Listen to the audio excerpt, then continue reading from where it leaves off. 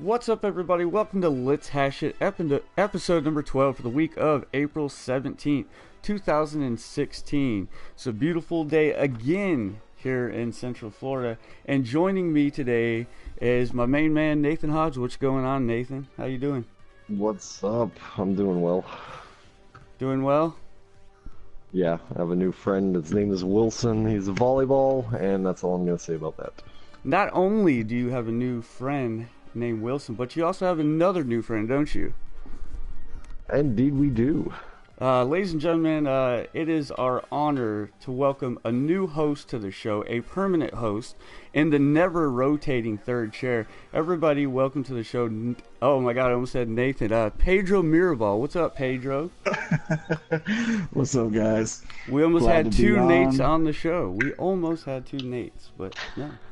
That's cool. So, Pedro, why don't you tell everyone a little bit about yourself? What's your gaming history? All that fun stuff. Yeah, I'm a what you could say a kind of a casual gamer at the time now, since adulthood happened and we have to do adult things, unfortunately. But before that, I was a pretty hardcore gamer. Loved playing competitively in Call of Duty, Gears of War. As you know, Jay, we've had many fond and frustrating memories playing those games. Yeah, back in the MLG days, we used to play. Yeah, man. In the game battles days, when we thought that that was the way to go for those games, which is really making me excited for the Gears of War 4. But we'll talk about that later. Yeah. Hold on. Let me jump in right there, right quick. Nate, you should have seen it, because me and this guy literally used to get together with our posse, and we would hash out the details on how we would play the game, and we actually made it a thing, man. Like, we had blueprints to how we would open up levels, and where we would try to make stands and stuff like that. We took it pretty serious, dude. Yeah, man, that was actually pretty dope. We had actual printed out maps of the game stages, and then we kind of just put our initials. Okay, you get in here, you get in that, you go and grab the torque bow, and once that torque bow was in Jay's hands, it was game over. Yeah, so we're happy to have you on the show, Pedro. You're going to be a vital part of this operation moving forward, and I think we're all excited. Yeah, man, I think we're all excited. We got a lot to talk about today, ladies and gentlemen. We have 6 items of top news, and right off the bat, I wanted to just get into our impressions on how we're liking the update 3.50. So, Nate, how you liking it, man? Do you like being able to hide offline now? Yeah, I really do, actually. It's nice. And we have checked out the remote play a little bit, so I'll let you start off on that if you'd like. Yeah, so let's talk about that remote play. I made a video showcasing, how exactly it works. I'm using remote play on my Surface Pro 3, and it works flawlessly. I mean, I have zero latency, and laying down in bed and being able to grind in the Division on your small little laptop is now a thing, and it is so rad. It works so well. Pedro, did you get a chance to check it out? For the remote play, yeah, I checked it out. It works very similar to what Microsoft is doing, which is really, really nice. The only thing that I have an issue with, and it's not really, it's like a first world problem, I guess. I wish the Bluetooth on the PlayStation 4 was a little bit better, so I could go in between rooms, you know what I mean? Right. For example, step out of the bedroom, go into the bathroom with a tablet, and go there and do a morning poop while playing video games. Yeah, right. Would be awesome. Yeah, I didn't check trying to bring. Oh wait, I did, because my PS4 is in my man cave, and I was gaming on my bed in the other room, and I didn't have any latency, so Didn't have any issues. no, I didn't have any issues, and it was flawless. But I mean, that's probably Maybe I have interference where I'm at then. yeah, it I could be that. did experience some latency at the farthest point at my apartment because my PlayStation and my room are on opposite ends, and I was having some latency, but I'm going through like 2 walls and God only knows what else. I was gonna say, was that pre-update to your internet, or was that That post-update? was so I haven't tried it since then. I So guarantee it you could that was your never- issue. That was your Yeah. issue, without a doubt. Yeah. So, what else do you guys like about the update?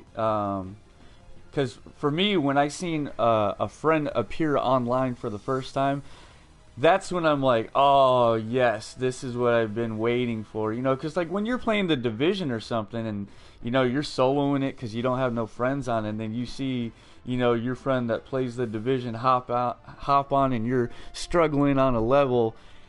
It was so nice just to be able, oh, you know, my buddy Watts is on, so you know I hit him up, and to me that's like a really nice feature. Is there any other parts of the update you guys are enjoying? The fact that you could, well, I mean, when speaking about the friends, what I like is for, you know, compared it to the Xbox, you can't pinpoint who you want to see online and who you don't on the Xbox.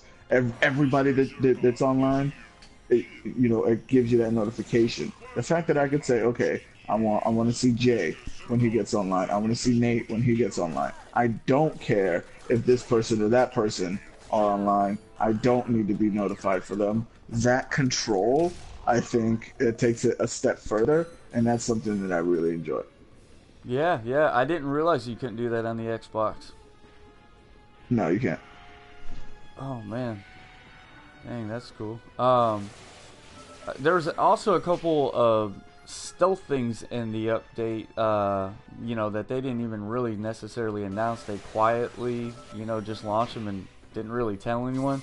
So like now you can actually, use USB ports to stream music and stuff like that. Did you guys know that? Oh, so you can put in your thumb drive and stream your own personal music. Correct, which while you you're couldn't playing? do before. Yeah. So That's pretty dope, actually. yeah, that I is like a that. nice little feature that some people were looking for, which surprised me that they didn't tell anyone that they were gonna do it. So I don't know, that was pretty cool. But I think that's by far PS4's best update they've had yet. And everyone says how much better the Xbox's updates have been versus the PlayStation updates. Is that a fair assessment, Pedro, since you're over in the Xbox world? Well, yeah. I mean, it's simply because it's a monthly thing. You join the preview program. They accept you. You get the monthly updates. Earlier than anybody else. It's the changes that they're making are much more frequent. They're attacking the list of changes that players want aggressively. Yeah, I think that the Xbox, simply because of its frequency, is giving better updates and giving a more refined user experience than PlayStation. I mean, let's look at the friends request or the friend notification of being online. We had that. I mean, back in the Xbox 360 days. Well, that's what everyone said.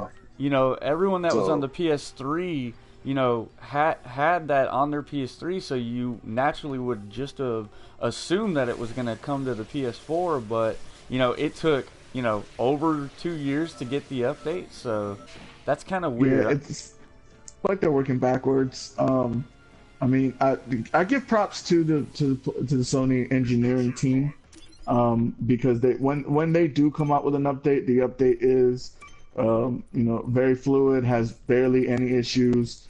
I mean, the system still runs as smooth as it did before the update. That cannot be said for Microsoft.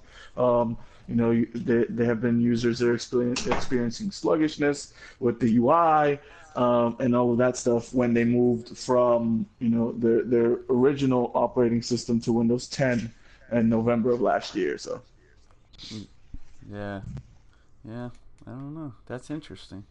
Yeah, because I'm not really in the Xbox world anymore. So, um, yeah, so I mean, it's PlayStation's doing it right. They're a little slower when it comes to updates, but I mean, they're still doing a good job. The one update that I do want to see is being able to change your PSN name, and yeah, that's something that apparently they say is some engineering feat uh, yeah. that I would was need to actually gonna happen. say, what updates like do we not have that you guys want to see? Like, what are we lacking at this point? Nate, what do you want to see out of the next PlayStation update? I gotta be honest with you, man. My PlayStation 4 does enough. Yeah, Like right. it does things that I don't even take advantage of. I couldn't even imagine anything more I would want on this thing. Pedro, what future update do you want to see, if any? Aside from being able to change your PSN name, man, that's it. Just let me change my PSN name. Yeah, I pretty much agree. The only thing that it was lacking that I wanted was the ability to use 3D Blu-ray, which they took care of in a past update. At this point, now that we have remote play to PC and friends list pop up, like, I think I'm solid. I don't think I need much else. I think the only thing that people want to see moving forward is the ability to have an external hard drive. Like, I think that's the one thing that we're lacking that I think people want to see. Do either of you guys care about an external hard drive, on your PS4? Actually, yeah, that is one thing I would like to see because I'm close to filling up my hard drive now, and I do not want to attempt to like try to update the internal hard drive it has. So that would be awesome. Totally need to get that. Yeah. What about you, Pedro? You want an external hard drive? I have one on the Xbox One because you can't update or it voids the warranty on the Xbox if you upgrade the internal hard drive. So I have to have an external. Um, yeah, I think that would be perfect for people who don't want to, open up the PlayStation and do a hard drive swap.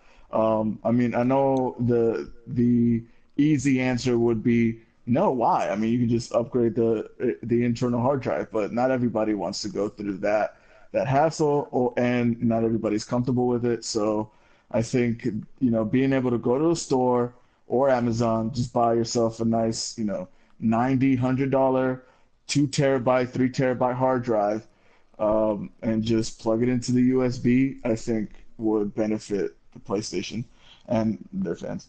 Yeah, absolutely. So, yeah, I mean, moving forward, I think that's about the only thing that fans really have asked for that they haven't got. So, I think we hashed that one out pretty good. So, now the second thing I want to talk about, and Nate, I'm going to let you take the lead on this one. Let's talk about that Battleborn beta, and, what our thoughts are on it. All right, so Battleborn was really interesting to me, mostly because the art style, and I really liked the character designs that I saw when I first saw impressions of this game way back in the day in like Game Informer magazine or something. But I can safely say, with having just a little bit of hands-on time with it, that it's actually a pretty fun game. The beta doesn't really do a good job of explaining much to you. They kind of just throw you into the gameplay, which is fine. But I did struggle trying to figure out what the heck I was doing, what the play match types were all about, and that might have been more because I'm just not used to playing a lot of first-person shooters. But I'm just really excited about this game. It was a lot of fun the time I got to spend with it. Yeah, I agree. It is a pretty intriguing game. The only problem that I really had with the beta is when we jumped into the co-op campaign. I just kind of felt like it really lacked soul. I kind of just felt like I was playing and not really invested in what was going on. Um, I felt like it was a little too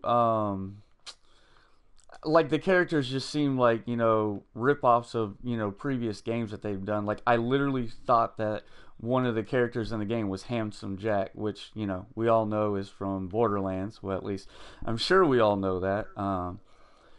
And yeah, it felt really really similar to Borderlands, like almost to the point to where I was a little turned off by it because of that, which is weird because that was one of my favorite games. Borderlands, the original Borderlands, was one of my favorite games from back in the day. But the multiplayer is really what stood out to me. I had a blast using Marcus. Yeah, his name was Marcus, right? Yeah, The yeah, sniper, yeah. yeah, Marcus, which was the sniper, and I kind of like the way when you start off the level, you're a level 0, and as you're doing better, you're gaining levels inside each game that you play. So you're getting high level upgrades while you're playing. So that was really neat. I loved using his bubble shield to slow down the enemy. I thought that was really neat.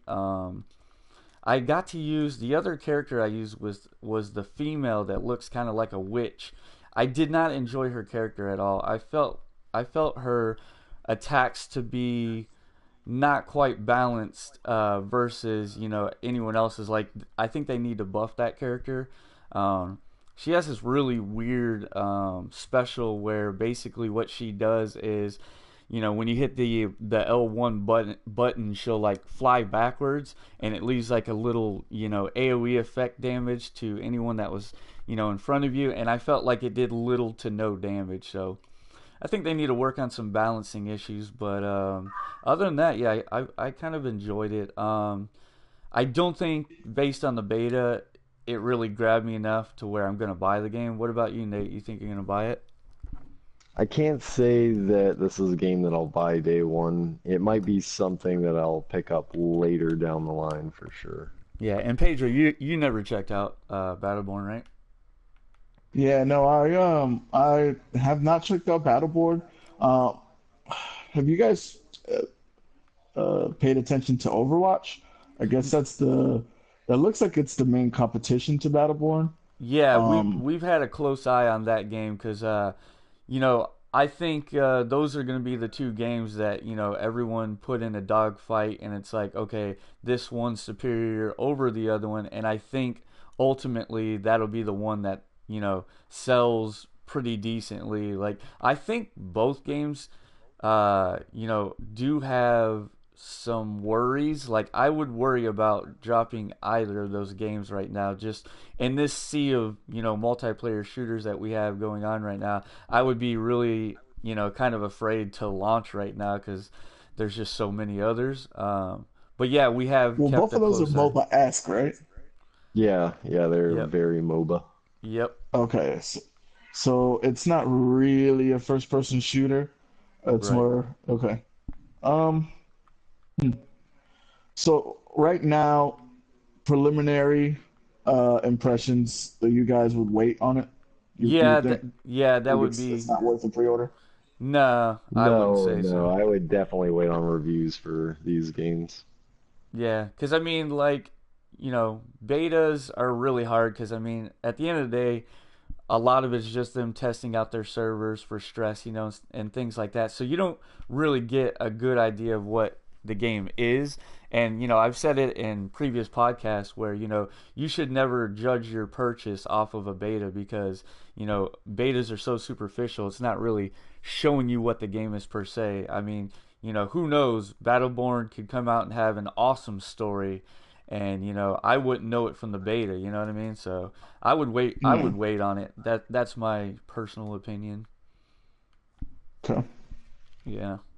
Um, the third bit of top news, Nate, we have a release date for Odin Spear. So tell us about it. Oh, yes, finally.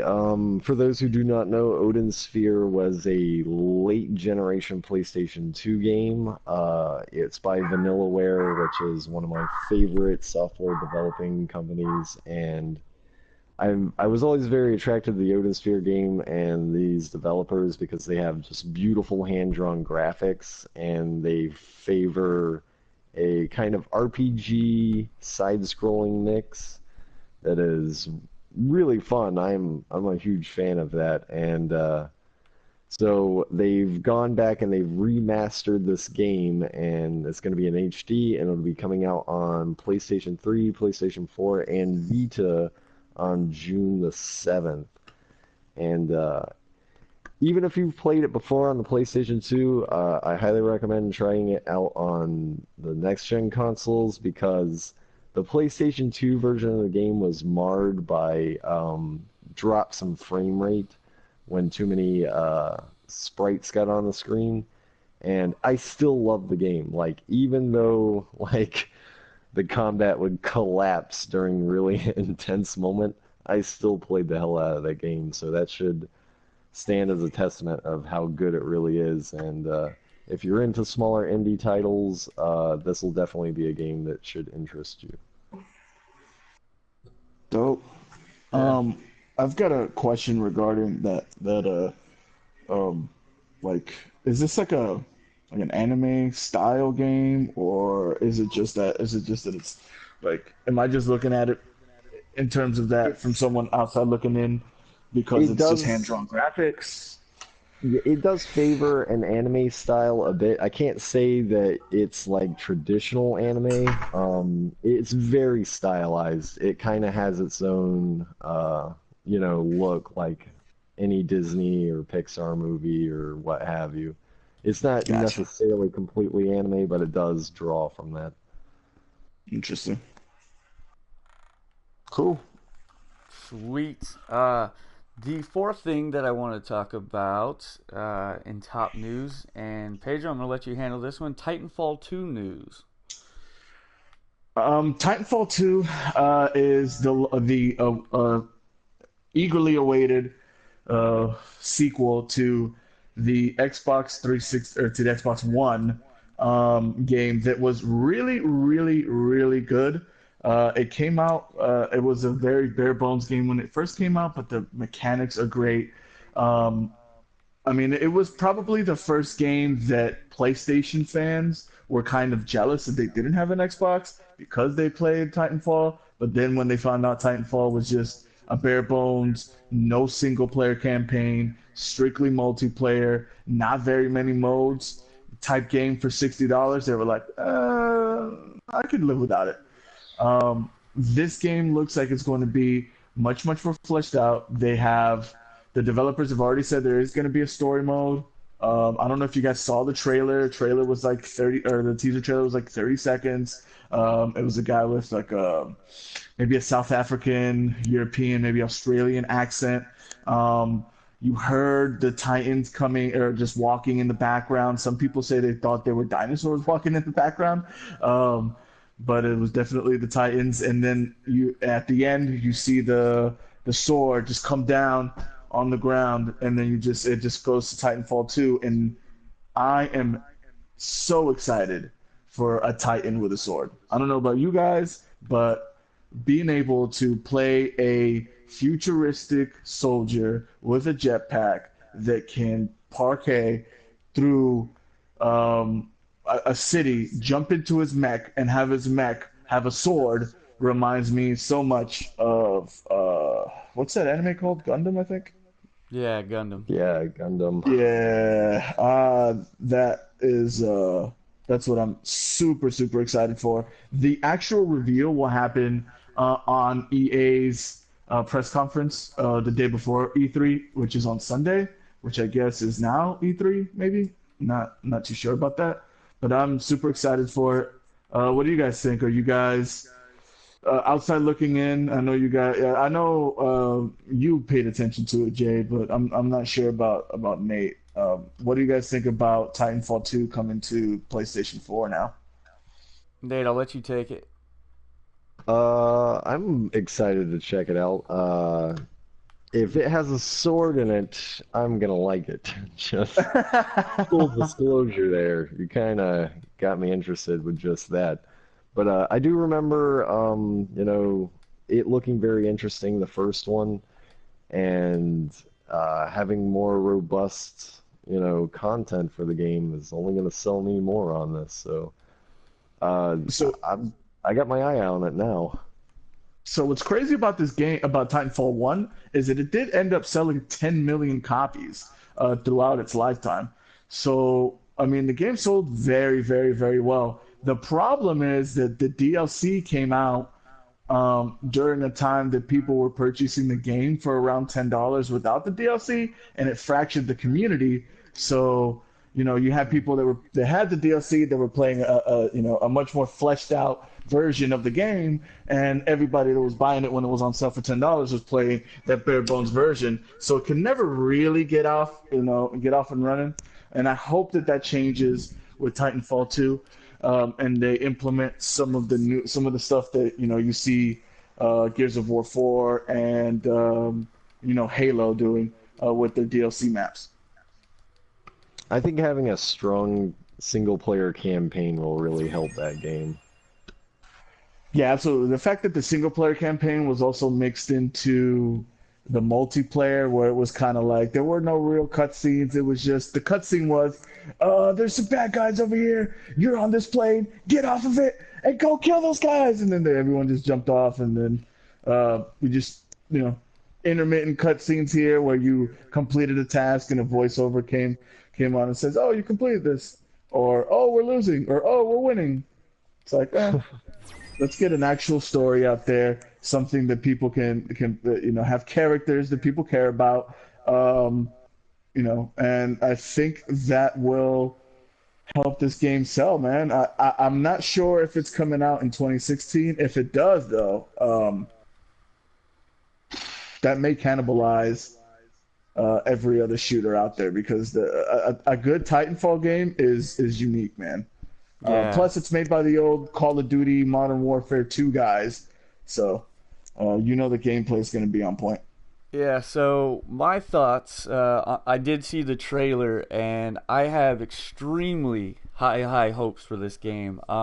Now, the question that I want to ask you guys is the biggest complaint I heard about Titanfall 1 was the fact that it didn't have a single player campaign, whatsoever, and that turned a lot of people away from the game. What happens if in Titanfall 2 they put a story in there and it's not good? Like, what happens then? Uh, People are gonna say they should, if they were gonna give us a single player like that, they should have just made it multiplayer only, like Battlefront. Yeah, That's all they're yeah, gonna say. yeah. I mean, that's it. Yeah, I agree. It makes me really curious to see what's going to happen if because let's face it, Call of Duty games, they put most of their assets into the multiplayer, and it has gotten a little better. Them getting some actual decent voice actors and things of that nature. But at the end of the day, if you're playing a Call of Duty game, chances are it's to play the multiplayer. So I just wonder what would happen if they're like, okay, you know what? Everyone wanted a campaign. Here's this really shallow campaign. I wonder what that would do. If that happened. I doubt that's going to be I the don't. case. Yeah, I don't think they'll make that same mistake twice. Yeah. Yeah. What do you think, Nate? What happens if they put out a campaign and it's not good? It'll probably suffer the same fate as it did the first time around. When you have a multiplayer centric game like this, you either have to continually update the content with DLC or something, or you're gonna lose, your fan base over any amount of time. Yeah, because I was So gonna they say, got to have a good campaign. yeah, I was gonna say that Destiny somehow has figured out a way to keep a large audience still on their servers, and I mean their stories mediocre at best. So they figured it But out. they release a lot of DLC and they Yeah, have timed events. right, So right. Yeah, maybe they'll do something similar to that on Titanfall 2. But yeah, I'm extremely stoked for the game. I can't wait to check it out. I'm glad it's coming over to PlayStation. I'm really excited about that. So yeah. Uh, But before we move on, I think this is another game that should be crossplay. Oh, right? Yes, definitely. Definitely, man. Because I'm you gonna keep already harping on that when I see games that should be crossplay. yeah, because I mean, I wonder who's going to have the bigger audience, Xbox or PlayStation, because it was already on the Xbox One, so, you got to assume that some of those players are going to be returning for the second one. So who knows, Xbox, even though they have less consoles out there in the wild, I think they have a lot more loyal fans to, the Titanfall as a franchise. So that would be great, to have all those players all on one server, man. That'd be so rad. Speaking of sequels, the fifth piece of top news, and Pedro, I'm gonna let you take it again. Gears of War 4 news. So what do you got on Gears? Gears of War 4 has a release date. It's October 11th. It has a beta that is beginning tomorrow. It's April 18th. That beta is specifically for. It's a multiplayer beta, by the way. Specifically for the people that played Gears of War Ultimate Edition, which was basically the remasters of all the Gears of War for the Xbox One. And then the 24th, the next week, they will open it up to the general public. The multiplayer beta is just to check to make sure the servers are going to be able to take the load for the gamers. They've also announced their interesting plans for DLC. So for the first year, all DLC maps will be 100% free. Now, the way they're going to do this is they're not going to release different map packs and give you 4 free maps at a time. They're actually going to do a rotation of the free DLC map of the month. So they're going to give an entire 30 days to one map. Everybody can play it, so it doesn't fragment the community or anything like that. Um, and I think that's a really interesting way to, kind of give people new content is, hey, we're just going to rotate. It's going to be an ever rotating DLC map that you'll be able to play for the first year. Now, it will be available. The map pack as a whole will be available to purchase for those people that want to do private matches or people that get into it like we did back in the day and want to have private game battles matches and use those DLC maps. You can't. They are free for someone to purchase if they so wanted to.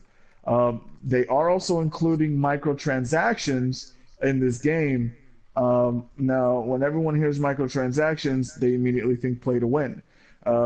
This is going to be strictly cosmetic changes that they're doing for Gears of War, and they're doing it like Hearthstone. So it's like a pack of cards that you buy, and you can get 5 different pieces of different hardwares, different skins for your guns, et cetera, et cetera. That's the right way to do DLC. I mean, Do you guys? I mean, microtransactions. what do you guys think about that?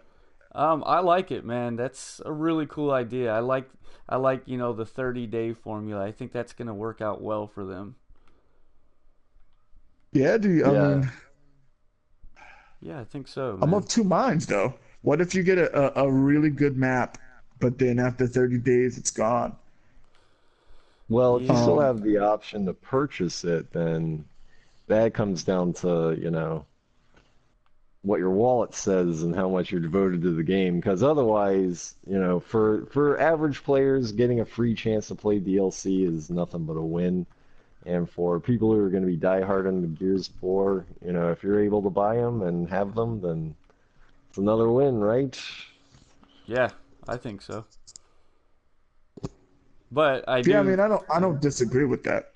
yeah, I see what you're saying though. Like it does suck for them to give you something and then, take it away from you if, you don't choose to buy it, but like if you like it that much, then buy it, right?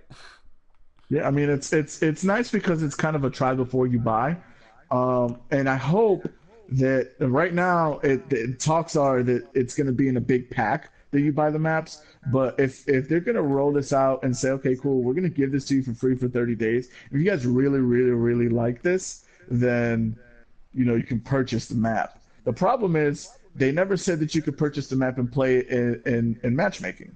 You can only purchase the map and play it in private mode. So, I mean, I don't. If I don't have a team or if I'm not in game battles or anything like that, I don't want to purchase a map to play it privately. I love playing that map and playing against randoms or with randoms.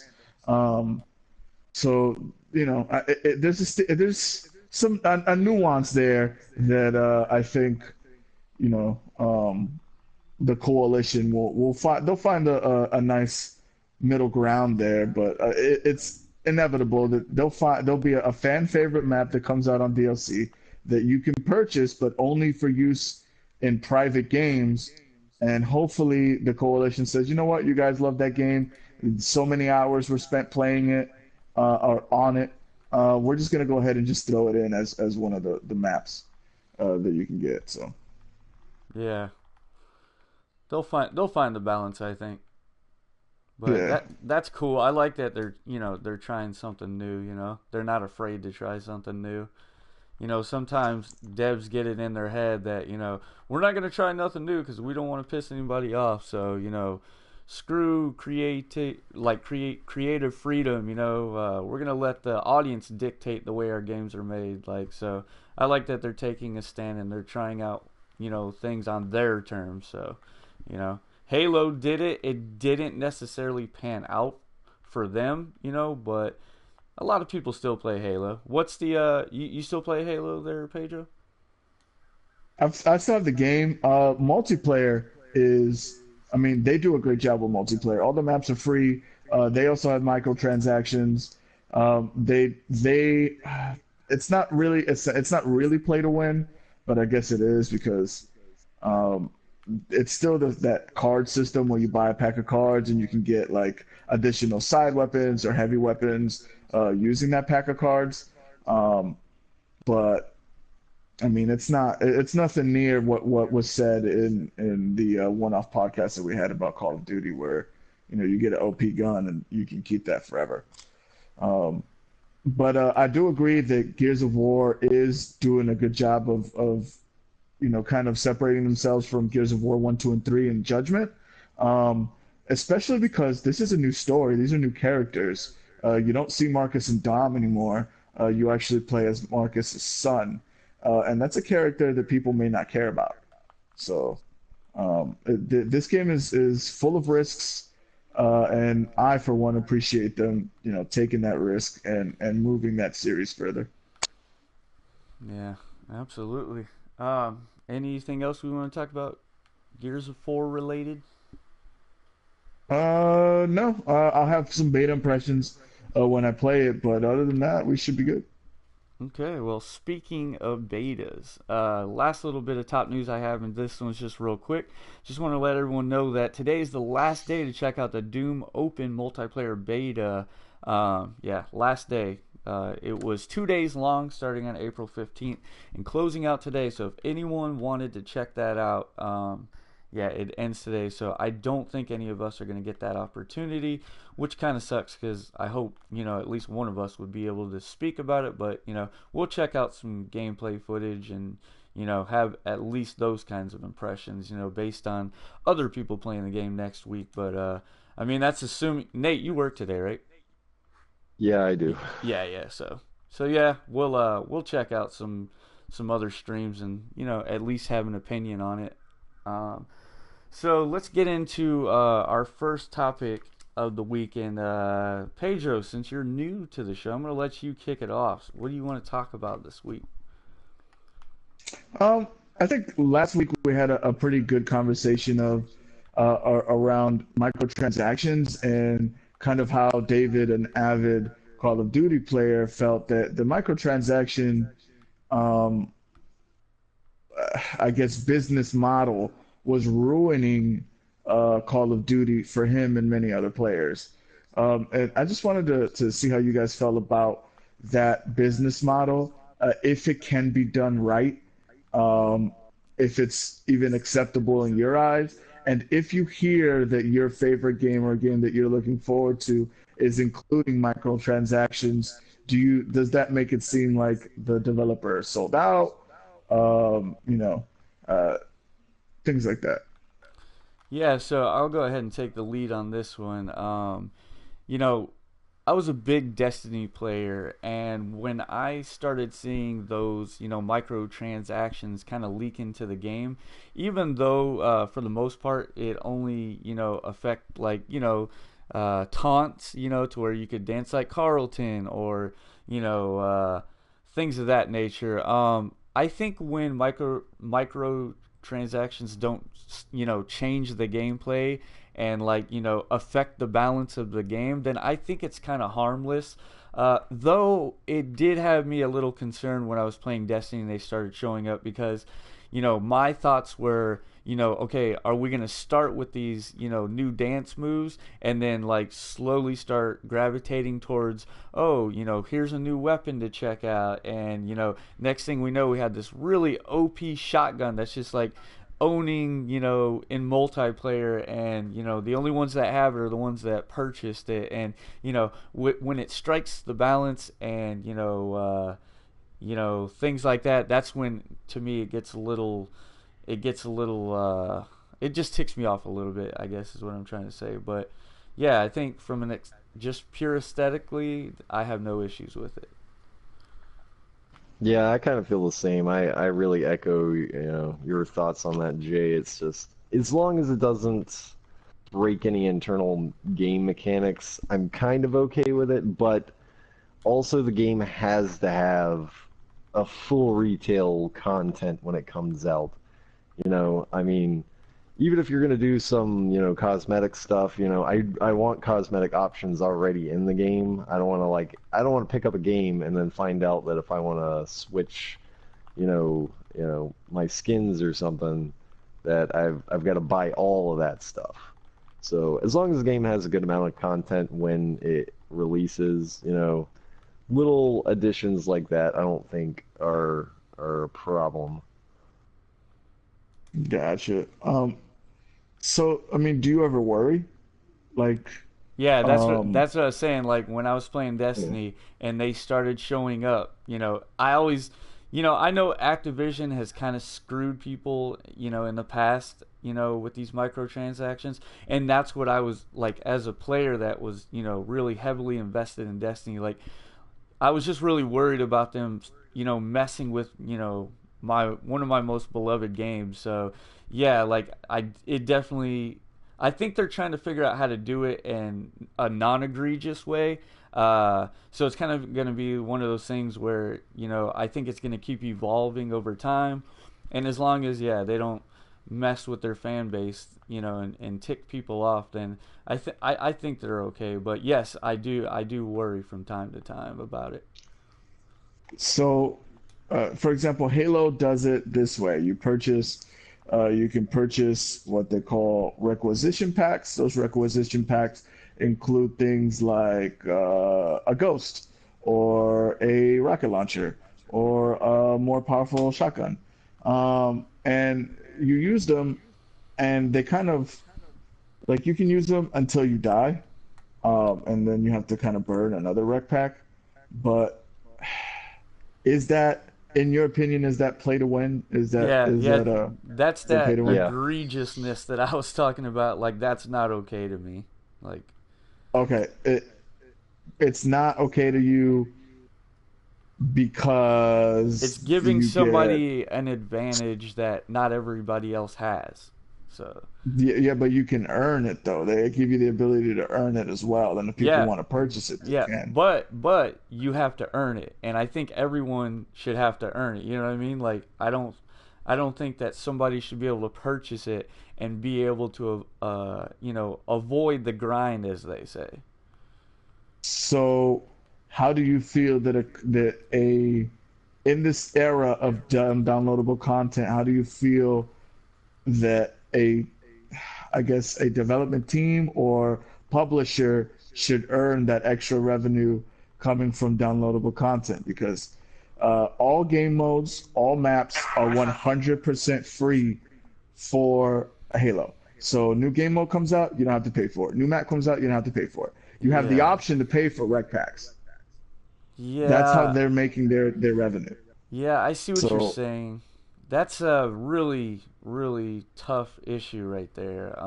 Because I do believe that developers, they need to make money once the game, after the game is released. You know what I mean? Because what I hate seeing is like, people lose their jobs after their game is out in the wild because there's no more stream of income coming. So like I get that they need to do that, and the fact that they do give all the maps and everything for free, like that's really cool.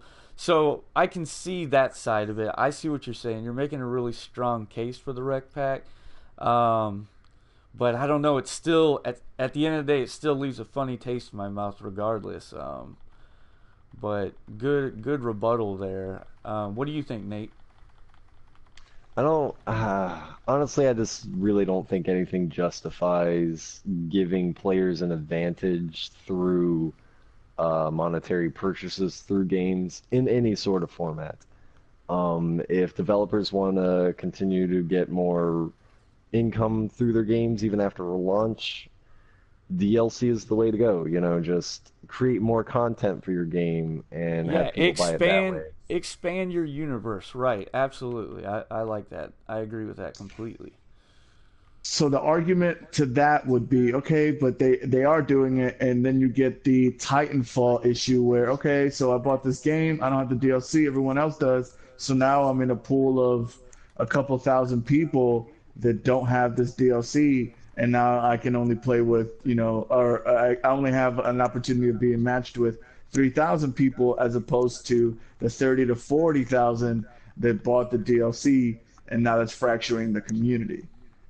How do And you, well, you know? see, I think that comes down to Titanfall and a lot of other next gen games not really being full games at retail, and we're seeing DLC used to complete games basically. And Uh, that's an entire other slippery slope there, but I think when a game comes out, with a breadth of content at retail launch, then is supplemented with DLC down the line, I think that's okay. Yeah, okay. I agree with that. So I think that my issue, or I think that the if you're going to do microtransactions, I think that the way Halo's doing it is probably the best way to do it, and the way that Call of Duty is doing it is probably the wrong way, because Call of Duty you still have to pay for the maps, and then you're gonna allow people to pay for those, I guess, care packages where you can get guns on top of paying for the map. So you're gonna make me pay $20 for 4 maps, and then charge me for weapons, that I could get uh, just by grinding. Like that doesn't that to me is a huge money grab. This doesn't feel like a money grab when you're playing Halo, at least, because they're at least giving me enough content to where if I feel like buying a requisition pack, I'm paying $5. You know what I mean? Like, and I'm Yeah, playing the Warzone firefight, um, which I didn't have to pay for. But when I have to pay $20 for a map pack, and then let's say I came into Call of Duty 7, 8 months in. I'm super behind, and I feel like I need to buy this so I can get weapons that are up to par with everybody else's, just to be able to survive in that environment. I mean, not that's cool. that that's not cool at all. Oh, now I would now I much rather you. remember. I was gonna say now I remember why I stopped playing Call of Duty. Yeah. Yeah. So that's a problem. What's your advice to gamers? Because right here would be where me and Nate usually say, vote with your wallet. Like, um, what would be your advice to a gamer who still loves the games, but they don't agree with the pay methods or the just the microtransaction methods being used? Like, what would Well, you I, tell I them? mean, you kind of just have to, like you said, just vote with your wallet if you feel comfortable, or if you feel like the developer, right, is providing you with an experience that, with enough of an experience that offering the option to purchase requisition packs or whatever they want to call it, um, then buy the game. And if you feel like you need to purchase the additional skins and Gears of War 4, I mean, by all means, go ahead and do it. A lot of people don't want to go through that grind and just want to have a cool gold gun. And that's fine if they want to spend that $5 on that gold gun.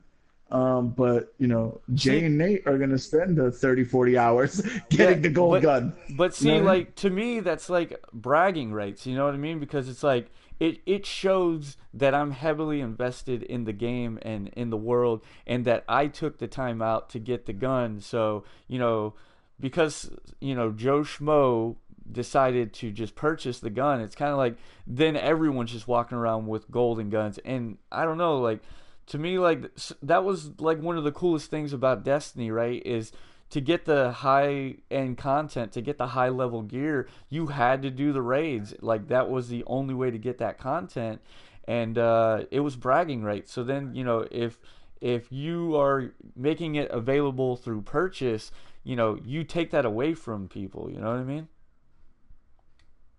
I mean, when it comes to games like shooters and stuff like that, though, KD rules all, man. You can have a gold gun, but have a under one kill to death ratio, and you're trash.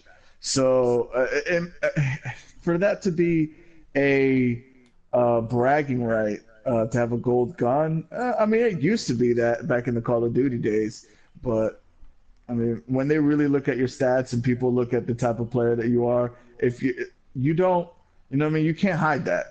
You can say, okay, cool, so I got this gold gun, but I can't kill anybody. I'm always dying. So what's the use of having that cool gun? To me, skins and stuff like that don't really matter.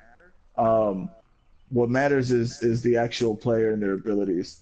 So, like for Gears, I don't really care about that stuff. I know Nate said that if there are absolutely no options to kind of customize your player, and the only way to do it is through microtransactions, that's a little egregious. I don't care if I want to if I buy the game and there's no way for me to customize my guy, and all I have to do and I have to put in 60 hours to customize them. Either that or pay $10 to get a whole bunch of skins and customize my guy the way I want him to. I'm cool with that. I don't have a problem with that. All right, so answer me this then, Pedro. All right, say that you're running a marathon, right? And say there's 10,000 people in the race. What do you usually get if you get third place? A medal, I think. Yeah, what color is that medal? Bronze. Okay, now if you get second place, because you're a little bit more high level athlete than third place, what color do you get? A Silver, silver right? one. And then if you win the race, you get a gold trophy. Why? Because like it's stating that you're on a higher level than everybody else. Like I feel like that's how, like, if you're gonna give somebody a golden gun, you should give it to the top tier players. You should reward them for being, so good at your game, Like that's how I feel. Like you shouldn't make it to where anybody can just purchase it, because then again, you take away the significance of the gun being golden in the first place. So I don't know, like microtransactions, man, it's always been a slippery slope, and I think it always will be, but hopefully it just gets better with time. And obviously everyone has a different take on, what's okay and what's not okay. I mean, even us, like we feel differently about it, so Yeah. No, I mean, like we said, man, just vote where you are. If you don't agree with the way they're conduct the dev team and the publisher are planning rollouts for this game, don't buy the game. Don't give them your money and let them know, hey, look, I don't agree with your microtransaction plan. I think it breaks the game. It defeats the purpose of me putting time into it, and I will be purchasing your competitor's game. yeah. That's it. Nate, what do you feel like if you let somebody purchase a golden weapon? I'm kind of with you, Jay. I mean, developers have to make money, but at the same time, that's just a really good way to reward, top tier players. I I think. And yeah, I mean, I would favor a game that would opt to do that instead of you know, the paying model. Yeah, absolutely. So, looks like we have three. Well, you seem to have the same take as me, but Pedro's yours is a little different. So, you know, that just goes to show it's not easy to figure out and strike that balance. And at the end of the day, you're never gonna make everybody happy. So, I think that's the big takeaway from this. And like again, hopefully moving forward, they're able to kind of figure it out. And I think we can all agree though that they're not necessarily a bad thing. Not always, anyway. Yeah, no, they're definitely not. And again, if it's providing a value proposition where instead of charging me $20 for a whole bunch of maps that I may only like one, and you're giving me all of them for free, and you're giving other people the option to get rec packs, I'll take that over paying, a crap load of money for maps that I may or may not like. Yep, for sure, man. Uh very, very, very good topic there from the new member Pedro Mirabal. Um, Now the second weekly topic is going to be handled by Nate. Nate, what do you want to talk about, my good man? Okay, so Final Fantasy VII, some new news came out about that. We already knew that they were breaking up the game into installments, but the series producers said in a recent Game Informer interview that each episode of Final Fantasy VII would basically be a full game.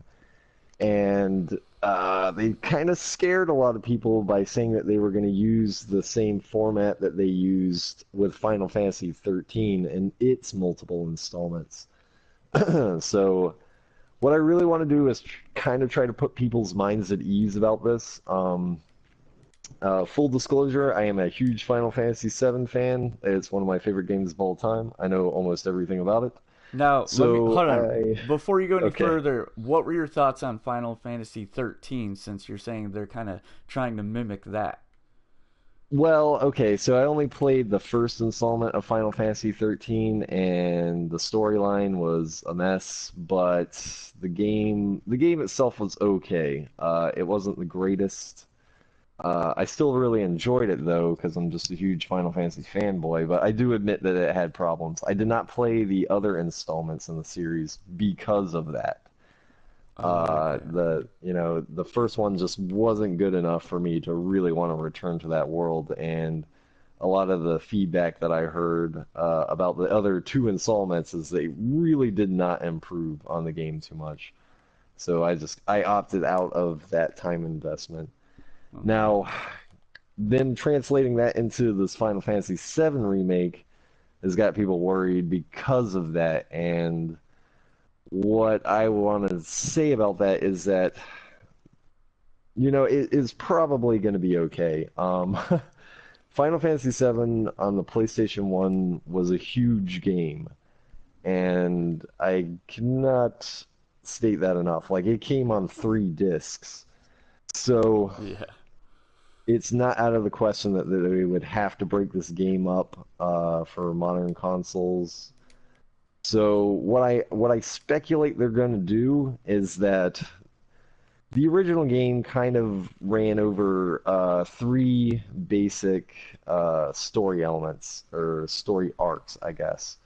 There was the first part of the game where you get introduced to the characters. The second part of the game you basically go to all the characters' hometowns and learn more about them. And then the end of the game, where you have complete control to go wherever you want on the planet and explore it completely, was like the last part. So I would imagine that they would take a similar route to this. The first installment of Final Fantasy VII would basically be set in Midgar, the first city on the planet, and they could do so much with that because they've already said that they are changing the storyline. We're not going to see a scene for scene remake of the PlayStation 1 version. they're going to update the story, and I'm completely fine with that, by the way. If I wanted to play Final Fantasy VII, the way I remembered it, I would just play the PlayStation 1 game. And if they're going to update it with new graphics and new gameplay mechanics, please update the story too. Just give me something new and interesting. So if they just break the game into these three parts, I think it'll be okay. You could have the first game where you're in Midgard. You could have the second game where you're exploring the backstory of all your characters, and then the third game would be where you would have, complete freedom to roam around the planet and tie up all those loose quests. So I'm going to remain optimistic about this and hope that they just give me this first installment soon so I can start playing this game. Yeah, absolutely. Because everyone likes to take to the internet and lose their head over the news when they got it. They're like, oh no, this is not what we wanted at all. Like, I've seen a lot of negative comments like online after that was kind of announced. So that's cool that you're easing everyone's minds, and I think you're probably right. I think they know what they're doing with this, and I think they're doing it the smart way. I believe. Yeah, I think they are, because otherwise we may never see the game. It'll end up being like Final Fantasy 15 or Kingdom Hearts 3. It's like, because they want it to be so good and technology keeps evolving as they're developing these games, it's really probably the best way they could do it. Yeah. Pedro, you interested in that game at all? I have a question. How do you, in the article, they stated that they are going to change, or they're going to make like a hybrid action turn-based style to this game. How do you feel about that particular gameplay change? I know you say you want an update to the story, update to the graphics, but I mean, gameplay mechanics is something completely different. Did you want it to be that nostalgic turn-based feel, or is that something that's going to matter to you? Well, I'm really excited to see a more advanced gameplay mechanic, and since I know that the people who have worked on Kingdom Hearts games are also working on this and helping influence the gameplay mechanics, I'm excited to see what they do with it. I've never really had a problem with the later installments of Final Fantasy games and their gameplay and battle systems. And if you're gonna have something that already looks pretty good and is capable of really cool stuff, I want to do more instead of cycle through menus and choose attack, magic, or defend. So it'll be nice to have a more fluid gameplay mechanic where I can actually control the characters and do more with them. So I'm okay with that. Change can be okay sometimes. Yeah, sometimes, not always, but sometimes. Yeah, and that was a great question actually, because I wondered how Final Fantasy fans were gonna take that when they talked about kind of switching up the formula a little bit. I wonder how everyone was gonna react, but yeah, I think it's a good idea for them to do it. Kind of gives you some incentive to go back and check it out. You know what I mean? Like, it'll feel fresh, and more modern. Yeah, definitely. Yeah. Well, y'all have any other things to add to that topic? Will an installment come out this year? You think? Is I can you have you make seriously a doubt it. extremely decent prediction? I would seriously doubt it. I think they're going to push Final Fantasy 15 this year and really make sure that's as good as they can get it. Yeah. Right. And they are working on Kingdom Hearts 3, I guess. Who knows on that one? Yeah. Right. So The if I game had to that exists, speculate, but does it? right? If I had to speculate, I'd say we would probably see it next year, sometime next year. Gotcha. Okay. Well, great topic, Nate. Now for my weekly topic, I wanted to talk about my impressions on Ratchet and Clank. So, man, this game's freaking awesome, guys. Like, a lot of people are out there saying that it is PS4's best exclusive yet. I don't know if I'd make that statement. I'd still probably give that edge to my beloved Bloodborne, but I definitely think that it should be in the discussion because this game is perfect for all audiences. Like, kids will love this game. There's a lot of witty humor in there for the adults. The characters that you meet in the game are very, very like memorable. Like, the story is well written. One of the characters' named guys is Skids McMarks. Like, come on now, like that is awesome. I think the progression system is really, really, really good, and they're throwing so many new weapons at you at such a fast rate. Like, no weapon ever feels like I never got bored with a weapon, in other words. So like right now as we speak, I have, let's see, three, six, I have 8 weapons at my disposal that I can kind of switch back and forth. I literally just on stream as we're doing this podcast, I just unlocked the sniper rifle, which is something I was praying for because the level I'm on, there's enemies that are in the back, like kind of far, and in order to get to them you got to get really close and then you take a lot more damage. So I'm like, man, I wish I had a sniper rifle. So now I do. And then they have weapons that are really funky. Like, they have one called the Groovatron. So basically what the Groovatron is you throw out this orb like near the enemy, and what it does is it makes the enemies in the area of effect just start dancing like disco dancing. So a disco ball literally floats in the air, and like 70s style music comes on, they start disco dancing. So you can get in there and attack them with your hammers, and you always have your hammer at your disposal with the square prompt. That to me is one of the funnest weapons I've ever used. Another weapon you have, it's called Mr. Zircon, and it's like this little bot that just kind of flies around and shoots anything in sight. I think that they maybe made that guy a little too strong. Like, enemies that I struggle to kill with my hammer, like, he'll kill them in 1 or 2 shots, so he might be a little too overpowered for my taste. Another weapon I like using is the pixelizer, and just like it sounds like, it turns the enemy into like an 8-bit sprite, and then when they die, they explode into these little blocks. And when you use the weapon, the sound cues are on point because it sounds like sound cues from an 8-bit game. So that's really rad. There's other weapons, but those are the ones I really want to hit on. The visuals, my God, is this game breathtaking. I mean, I'm sure you guys have seen some footage of the game. It's really, really good looking game. I love the color palette. Like, it just pops to life. So now that I've said all that, questions. This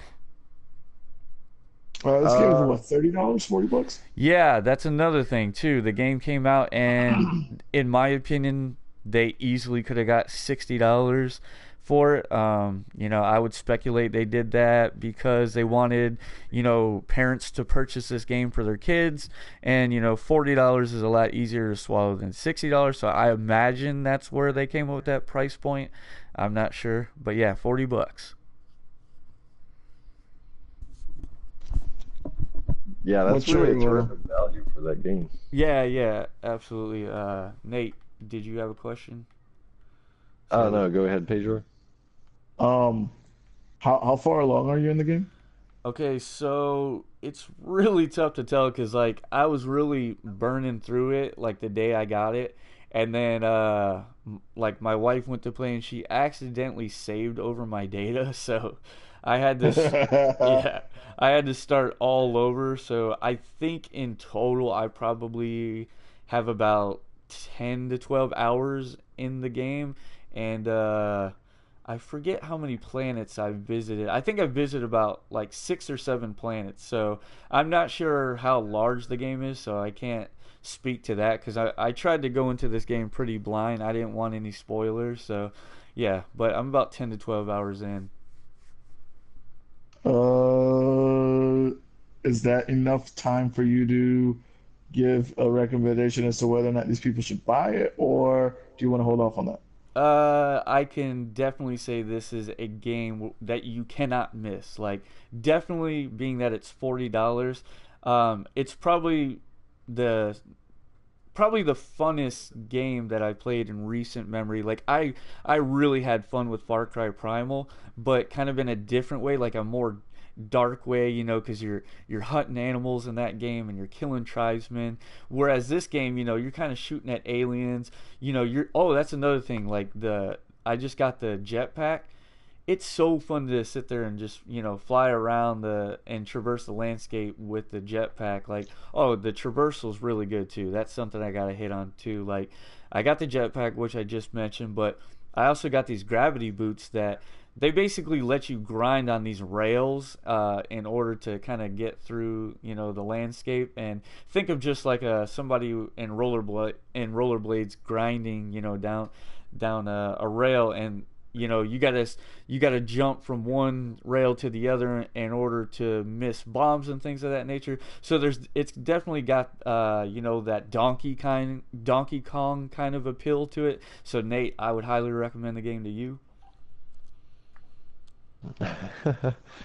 Yeah, I gotta be honest with you, man. Like, yeah, I watched you play it the other day on one of your streams, and it looks phenomenal. It looks like a Disney Pixar game. It looks like the controls are plenty tight, but there's not a lot to draw me into the world. I've never been a Ratchet and Clank fan or any of that. I can't imagine picking this one up only because of my own taste, not because it's a bad game. I would recommend anyone go out and buy this game, but yeah, I just don't know if it's for me. Now, elaborate on that a little bit. I'm just curious to see like what it is that you don't think that you would enjoy about it, and maybe I'm I just can. not a huge fan of 3D platformers. Ah, okay, okay. Yeah, they would really have to do something unique for me to get into it. And because this is a well-established franchise that is more kid-friendly, it doesn't necessarily like intrigue my more adult sensibilities. So yeah, it's just one of those games where, it does look phenomenal and it looks awesome, and I just don't think I'll ever get around to playing it. And Yeah. it's a shame. It is a shame that I probably won't, but with freaking everything else that's coming out this freaking spring, man, I could just go on. Like, I Yeah. mean, what do I have time to play?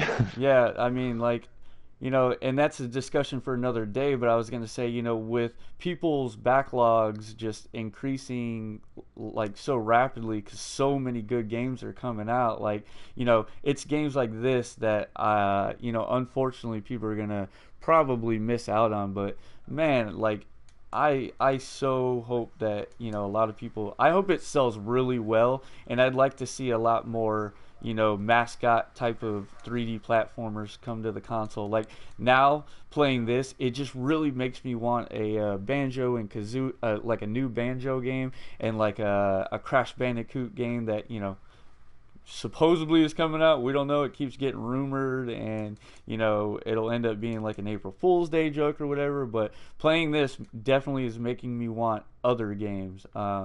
Now, Pedro, you think you're gonna pick this game up? What are your interests in 3D platformers? Like, what do you think? I'm in the middle of playing The Division and trying to get to 30 on that, as well as trying to finish Quantum Break. A 3D platformer, though, there's always room for a 3D platformer in the gaming landscape. I don't think that there's room in my library for it, but there's definitely room in the 3D landscape for a 3D platformer. I actually never finished Ratchet and Clank back in the old PlayStation days. So I would purchase it, and it would be a fresh new game for me. Like it wouldn't bring back any nostalgia or anything like that. I'd just be playing it as if it was the first time. Um, but everything I've seen about the game and everything I've heard says that this is a great deal. And I think if you're a person that just kind of needs another game to play until Uncharted comes out next month, this could be the one to kind of fill that gap because we've got what, a 2 week gap between now and Uncharted. Yep, that is correct. And Oh to well, I mean, it's I was gonna say, and good. to kind of hit on something that you said in terms of trying to hit level 30 on the division. I'm also doing the same, and like what's so good about this Ratchet game is it's really approachable. You can just kind of pick up and play, and it's such a good palate cleanser for most of the games I'm into.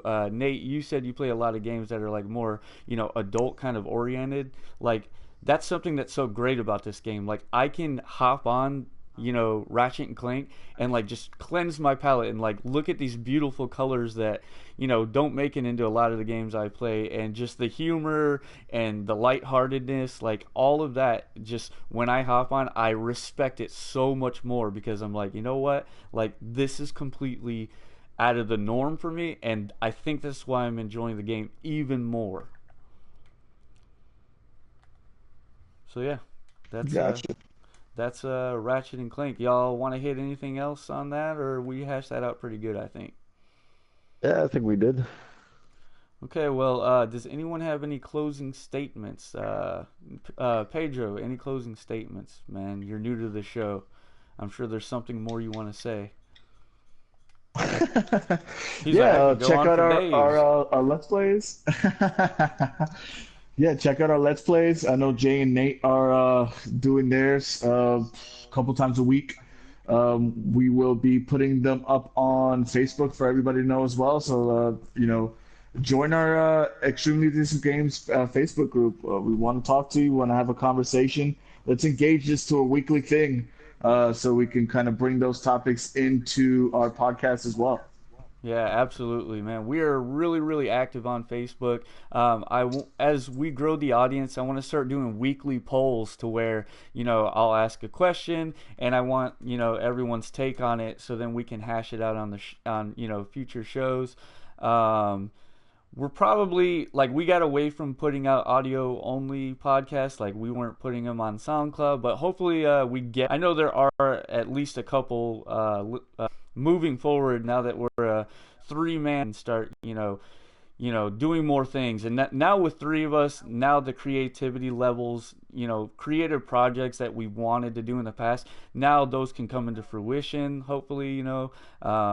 Just more hands on it, I think, will just make this a better overall experience. And I think you said it pretty good, Pedro. Nate, do you have any closing statement? Quick yes or no question. Anyone interested in the Destiny April update? Negative. No? No. No. Neither am I. All right, moving on. Yeah, I saw that and I was like, do I want to talk about that in the top news? And it's like one of those things where when we have so much news to talk about, I only like putting stuff in there that like, we can all kind of relate to. And since I know none of us are playing Destiny and I'm not playing it anymore myself, I just decided, that didn't mean that much to us. So, we can't really discuss it too much. So there's other awesome podcasts that you can listen to hear some Destiny related news, but we are not a Destiny podcast, and therefore we're not going to talk about it. So that's just how it's going to go. But thanks for joining us, everybody, for Let's Hash It episode number 12. We'll see you next week, guys. Later. Have an extremely decent week.